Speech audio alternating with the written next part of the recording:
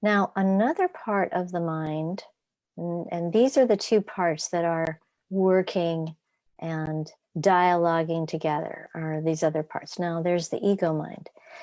Ego mind is something that you find a lot of discussion about in Eastern philosophy and Eastern tradition, because it is this part of our mind that often becomes a culprit in our conflicts, or is a part of our conflicts, whether with ourselves or with others, or when it gets played out in the community or in the global arena. Because this is the part that is a protector and a defender of what we believe to be true, based upon what we've experienced. And so this is the part that out of defensiveness, out of a defensive posture, this is the part of our mind that actually will go to stereotyping. And so this is important because what we started with in the beginning, the idea of stereotyping and bias and prejudice, really belongs to this area of our mind. It's not all of who we are. It's an aspect of who we are that is the protector and the defender of what we believe to be true.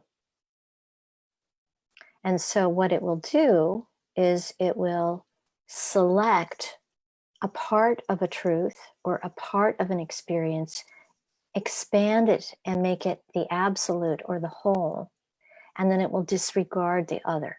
And so this is the part that needs to be more worked with. And this is what we find in order for us to be able to experience sort of clarity, harmony, seeing things clearly, neutrality, impartiality. This is not the realm of the ego mind. The ego mind is very much about liking or disliking, being divided between the aversions and the attachments as a way of navigating pleasure and pain in our experience of reality.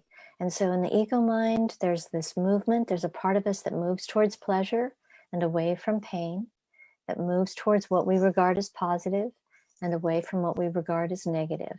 This is the part that is always dividing the world in two between these. And this is what we're seeing right now.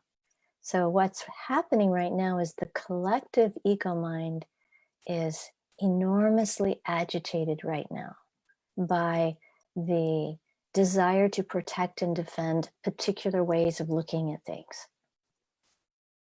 So one of the things that happens with the ego mind is the ego mind will review or go to the subconscious mind, go back to history as a way of understanding things and then bring it forward.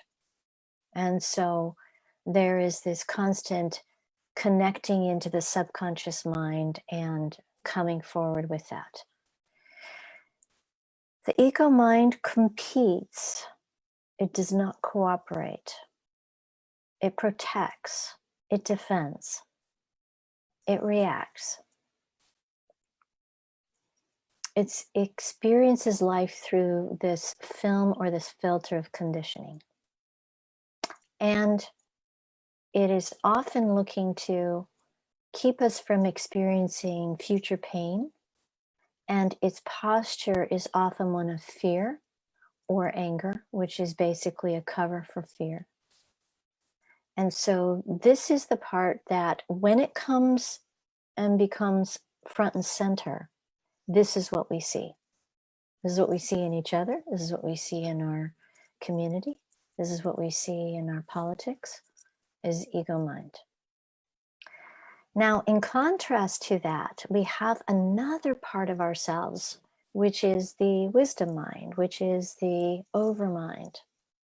And this is the part that we're looking to activate through our yogic practice in order to bring balance to the situation. So the overmind is the part of us that's able to step back, see the biggest picture, and understand the relationship between things.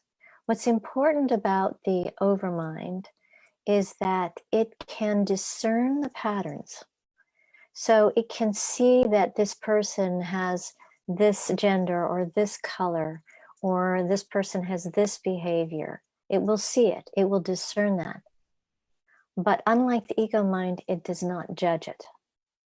And this is the big difference between those two. It is not threatened by the differences or the diversity of expressions, and it sees clearly the dynamic of what's going on. And so it is not affected by, in the way that the ego mind is, it's not triggered by this because it sees the biggest picture. So this is the part that we're looking to activate when we start working with the overmind. And the overmind is the higher self. This is the spiritual self that is able to, in some ways, see what is being experienced, but not be pulled under, like in the sense of a current. It's not drawn and brought into the dynamic of conflict with that. So here, before we go on any further, let me just see if there's any comments on this, or any comments on, or any questions based on these descriptions of the 4 parts of mind. Do you recognize these in yourself? Do you recognize them when you are speaking or talking or in relationship to others? Do you see them in the TV? Do you see them in the media? Do you see them as people are speaking, that we speak from different places?